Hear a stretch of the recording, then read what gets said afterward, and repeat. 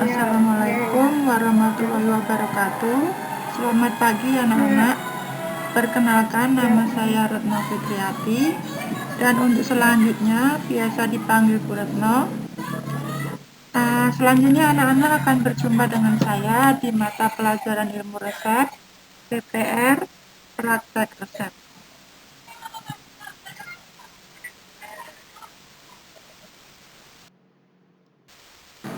Baiklah anak-anak, selamat datang dan selamat bergabung dengan kami sebagai warga sekolah di SMK Farmasi Bumi Usada.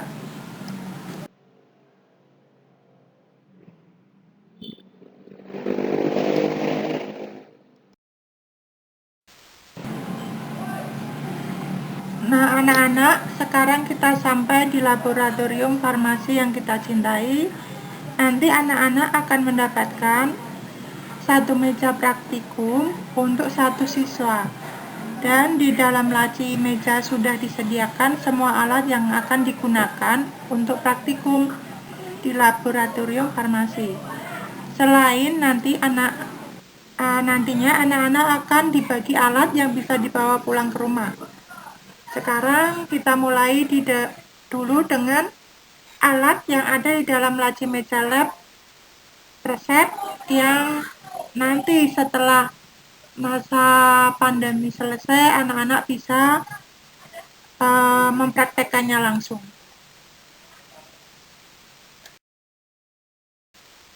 Baiklah, kita mulai pengenalan alat-alat yang nanti biasa digunakan di laboratorium farmasi. Yang pertama, kita lihat gambar beaker glass. Alat ini untuk menyimpan dan membuat larutan. Beaker glass memiliki takaran namun jarang dipakai, bahkan tidak diperbolehkan untuk mengukur volume suatu zat cair. Jadi beaker glass hanya digunakan untuk menyimpan dan membuat larutan.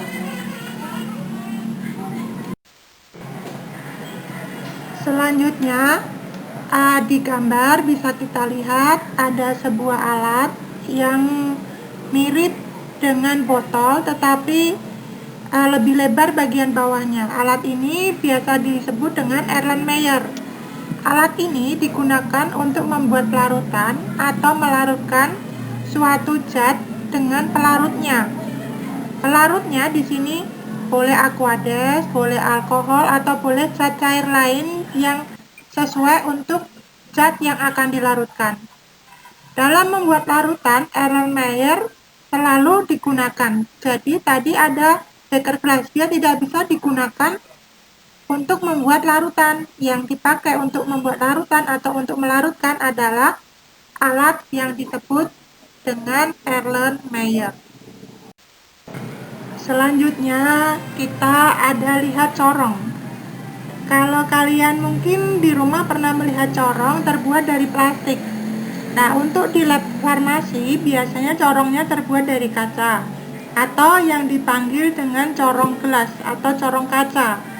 Corong kaca atau corong gelas ini digunakan untuk memasukkan atau memindahkan larutan dari satu tempat ke tempat lain atau dari botol ke botol lain, dan digunakan pula untuk proses penyaringan larutan setelah diberi kertas saring pada bagian atas corong.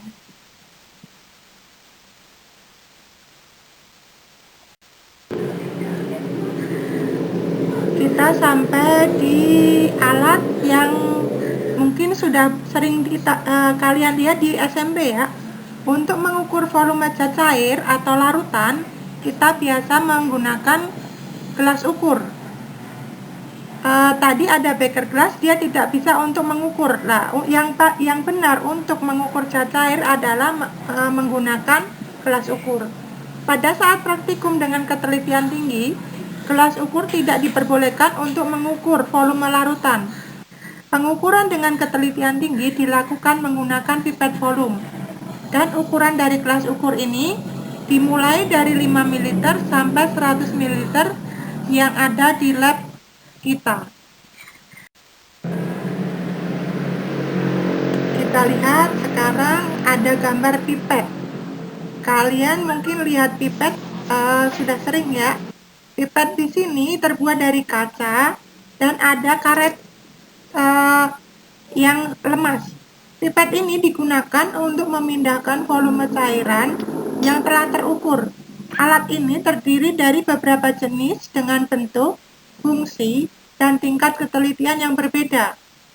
Macam-macam pipet diantaranya ada pipet tetes, pipet ukur, dan pipet volume.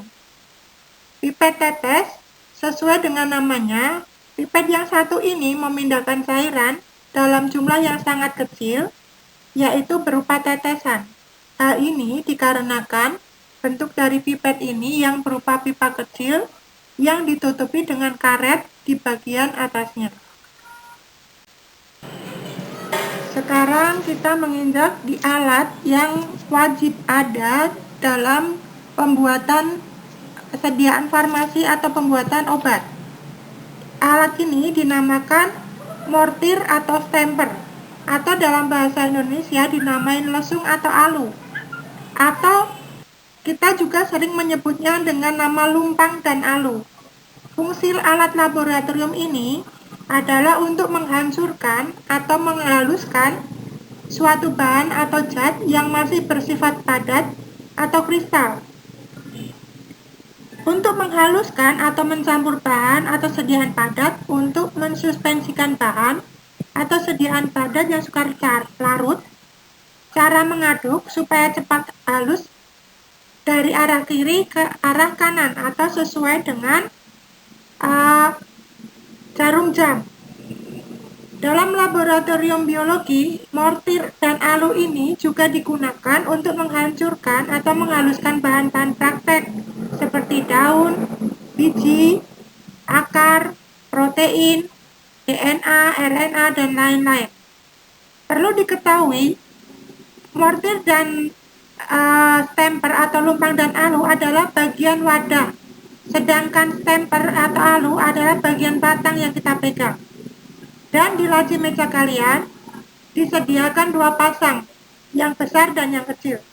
Biasanya untuk yang kecil dipakai untuk menggerus sediaan yang jumlahnya sedikit seperti puyer. Tapi untuk yang besar digunakan untuk mencampur obat atau menggerus obat yang jumlahnya besar seperti bedak, atau mensuspensikan atau mencampurkan obat yang tidak tercampur dengan air supaya lebih bisa tercampur. Dia menggunakan lumpang yang besar dengan bantuan bahan pensuspensi. Selanjutnya kita lihat alat yang panjang dari kaca. Alat ini dinamakan batang pengaduk. Alat ini banyak digunakan untuk mencampur cairan dengan bahan kimia untuk keperluan praktek di laboratorium. Batang pengaduk umumnya terbuat dari kaca pejal, borosilikat atau pirek. Ukurannya hampir sama dengan sedotan minuman, namun sedikit pandang dengan ujung membulat.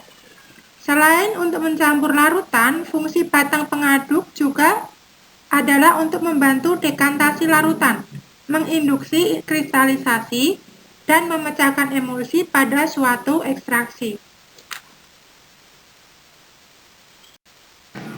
Anak-anak, selanjutnya kita lihat ada seperti piring tapi kecil, biasa terbuat dari kaca, atau kita panggil dengan nama gelas kaca atau gelas arloji.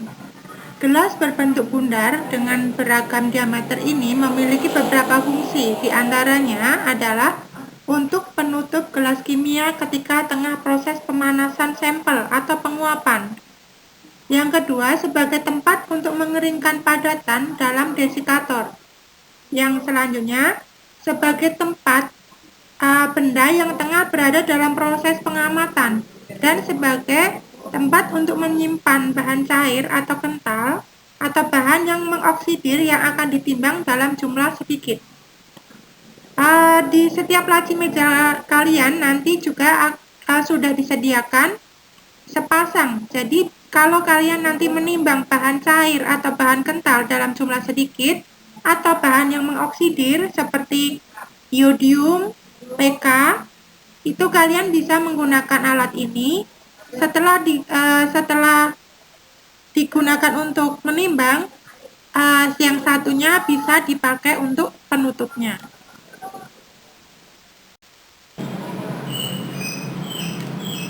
Selanjutnya kita lihat ada gambar seperti mangkok tapi kecil. Mangkok ini terbuat dari porselin berwarna putih, biasa disebut dengan cawan penguap atau cawan porselin. Cawan penguap yang kita temui di laboratorium kimia biasanya menampung bahan obat dalam skala kecil.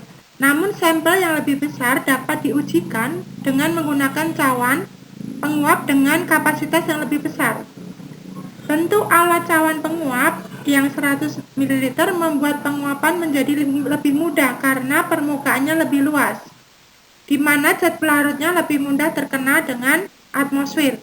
Seperti yang berlaku dalam hukum fisika, larutan yang terkena atmosfer atau udara akan lebih cepat menguap dibanding larutan yang tidak terkena atmosfer. Cawan penguap dapat menahan suhu lebih tinggi tanpa terjadi keretakan pada cawan tersebut. Anak-anak, di sini kita bisa lihat ada sendok, seperti sendok ya, terbuat dari stainless steel, panjang. Di sudut satunya berbentuk sendok kecil, yang sudut satunya berbentuk seperti spatula. Alat ini digunakan untuk mengambil bahan. Di sini bahannya boleh bahan yang tidak mengoksidir atau bahan yang umum dari botol untuk menimbang. Jadi bahan diambil dari botol lalu ditaruh di timbangan dengan menggunakan sendok ini. Tetapi sendok ini tidak boleh digunakan untuk bahan-bahan yang mengoksidir dan bisa menyebabkan sendok tersebut juga akan bereaksi dengan bahannya. Yang berbentuk tipis, spatula biasa digunakan untuk mengambil bahan setengah padat yang akan ditimbang. Sendok stainless steel ini lebih panjang daripada sendok yang lain karena dia digunakan untuk mengambil obat dari botol yang biasanya mulutnya kecil dan panjang ke bawah. Jadi dia harus panjang pegangannya. Untuk selanjutnya anak-anak masih dalam dunia persendokan. Selanjutnya ada di situ sendok spatula yang terbuat dari tanduk. Biasa dipanggil dengan sendok atau spatula tanduk. Untuk bahan dari sendok dan spatula ini terbuatnya dari tanduk. Kegunaannya dari sendok tanduk adalah untuk mengambil bahan atau sediaan padat dari botol atau wadah sediaan obat lain. Di sini sendok tanduk bisa digunakan untuk semua bahan padat, baik dia yang mengoksidir, baik dia yang menyerap air dari udara, baik dia yang bentuknya setengah cair. Jadi dia biasanya bisa dipakai untuk bahan obat apa saja. Terus yang untuk spatula kegunaannya untuk mengambil bahan atau sediaan setengah padat dari botol atau wadah sediaan setengah padat. Kalau boleh dijelaskan, sediaan setengah padat adalah berupa vaselin atau adepslame atau lemak bulu domba. Mungkin kalian belum tahu, tapi yang cewek-cewek pasti pada tahu nih vaselin seperti apa, karena vaselin dijual di pasaran juga dalam seperti hand body, dijual untuk kosmetika. Nah, yang dinamakan setengah padat adalah sediaan yang seperti vaselin, jadi lembek begitu. Biasanya yang kalian bisa lihat adalah seperti sediaan salep atau krim yang dioleskan di tubuh, itu namanya sediaan setengah padat. Untuk sendok selanjutnya, di sini ada sendok porselen. Sendok porselen untuk bahan pembuatan sendok ini adalah dari porselen, dan kegunaannya untuk sendok porselen ini untuk mengambil bahan yang bersifat oksidator. Contohnya yodium atau mungkin PK. Terus sediaan yang mempunyai bau biasanya kalau obat-obat yang berbau, kalau dipakai sendok pakai tanduk atau sendok stainless, dia akan meninggalkan bau di sendok tersebut. Kalau untuk sendok dari porselin, setelah dia digunakan dilap, baunya sudah tidak berasa lagi. Contohnya kampora dan mentol. Dan bisa juga untuk mengambil bahan yang bersifat higroskopis. Misalnya kalium iodida, natrium iodida, kali bromida, natrium bromida. Obat ini karena banyak mengambil udara dari udara dan menyebabkan bahan obat basah. Obat tersebut hanya bisa diambil menggunakan sendok dari porselen. Sekarang kita beranjak ke timbangan. Yang kalian lihat di gambar adalah timbangan yang nanti sering kalian gunakan untuk menimbang bahan obat. Timbangan sebetulnya ada 3 jenis. Satu timbangan obat gram kasar, timbangan obat gram halus, dan timbangan obat miligram. Yang ada di gambar adalah timbangan gram halus. Beban dari timbangan gram halus itu antara 100 gram dan 250 gram dengan kepekaan 50 mg. Dan di lab resep kita, timbangan tersebut untuk menimbang bahan dengan berat lebih dari 1 gram. Masih dengan timbangan, sekarang kita lihat di gambar adalah timbangan yang lebih kecil dan berada dalam lemari terkunci atau lemari tertutup. Timbangan ini dinamakan timbangan miligram. Timbangan miligram mempunyai daya beban antara 10 gram dan 50 gram, serta kepekaannya 5 mg. Timbangan obat ini untuk menimbang obat mulai dari 50 mg hingga kurang dari 1 gram. Untuk diketahui, berat bahan yang kurang dari 50 mg tidak bisa ditimbang menggunakan timbangan miligram. Timbangan selanjutnya adalah timbangan digital atau biasa disebut dengan neraca analitik. Timbangan atau neraca analitik ini adalah alat di laboratorium farmasi dan kimia yang digunakan untuk menimbang bahan kimia atau bahan farmasi dalam bentuk padat dengan teliti.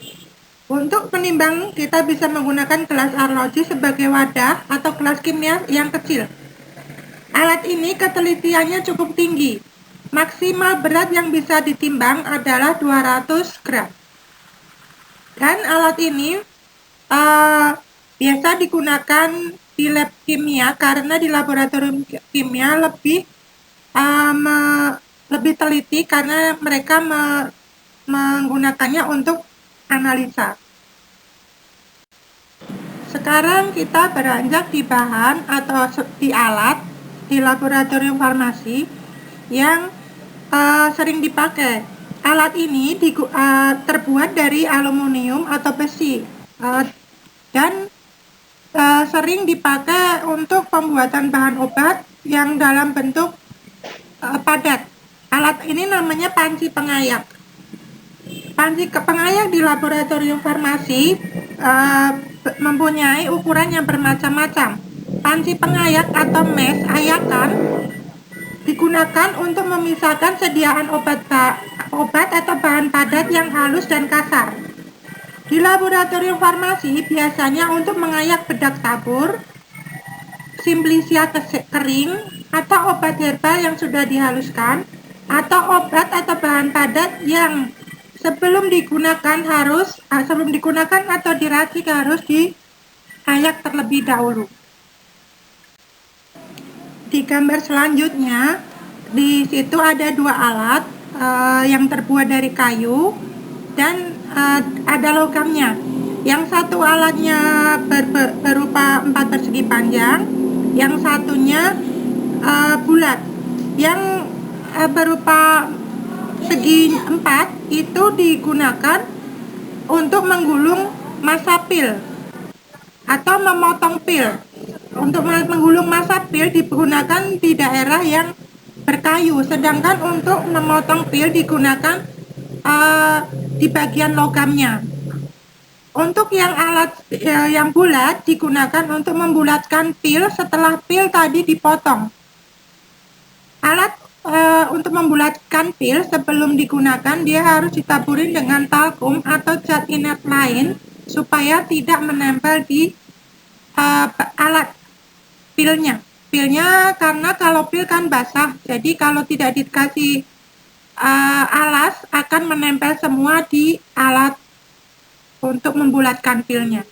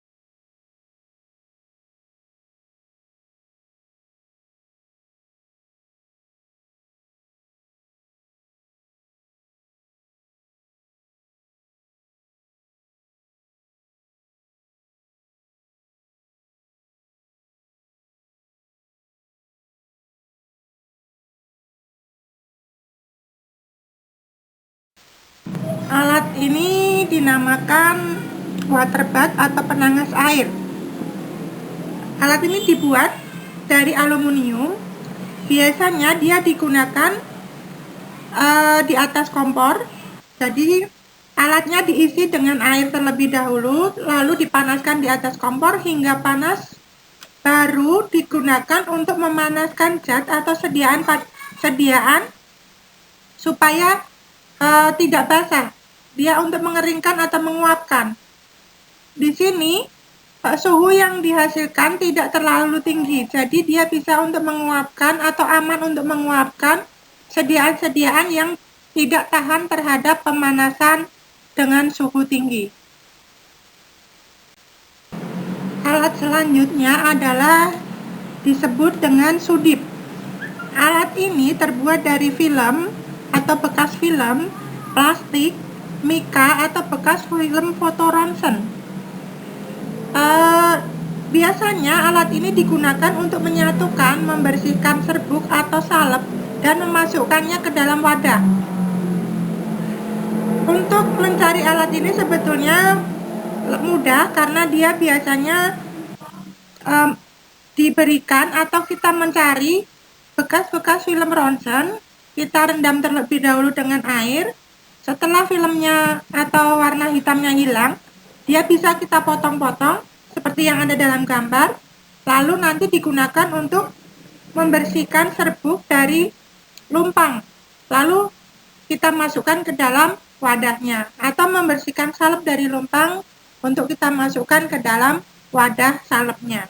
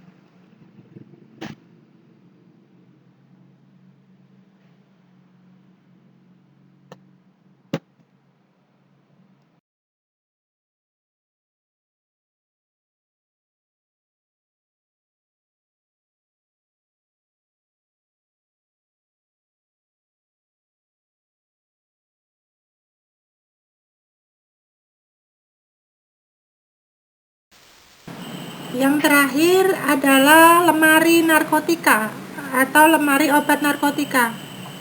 Lemari obat narkotika harus dibuat dari kayu atau dari besi, dan dia harus menggunakan kunci ganda. Lemari obat narkotika biasanya disimpan di tempat tersembunyi. Lemari obat narkotika digunakan untuk menyimpan obat-obat yang mengandung narkotik atau obat-obat yang tidak boleh dikonsumsi tanpa resep dokter dan harus melalui pengawasan apoteker dan dokter. Di sini obat lemari narkotika biasanya tidak terlihat secara umum, tapi dia disimpan tersembunyi, dan hanya bila di apotek atau di rumah sakit hanya apoteker dan asisten apoteker tertentu yang bisa membukanya.